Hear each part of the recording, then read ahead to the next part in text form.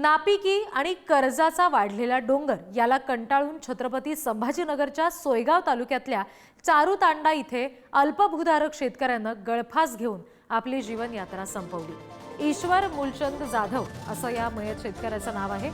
शेतातल्या लिंबाच्या झाडाला त्यांनी गळफास घेऊन आत्महत्या केली।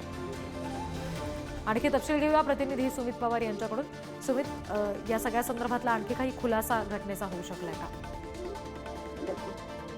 छत्रपती संभाजीनगरच्या कन्नड तालुक्यात असलेल्या करंजखेड येथील चारूतांडा येथे एका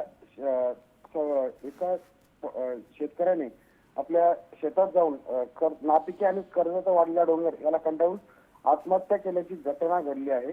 ही बाब त्याचा चुलत भाऊ गोविंद जाधव याला रात्री लक्षात आल्यानंतर त्याने तातडीने पोलिसांना कळवलं आणि पोलिसांनी घटनास्थळी पोहोचून पंचनामा केला आणि मयत ईश्वर याचा पार्थिव सावरदरा येथील प्राथमिक आरोग्य केंद्रात पाठवला। मात्र या घटनेनंतर त्याच्या नातेवाईकांनी 15 ते 20 लाख रुपये त्याच्यावरती कर्ज होते ते माफ करावे अशी मागणी आता पोलिसांना केली आहे, प्रशासनाला केली आहे। जी सुमित, धन्यवाद दिलेल्या माहितीसाठी।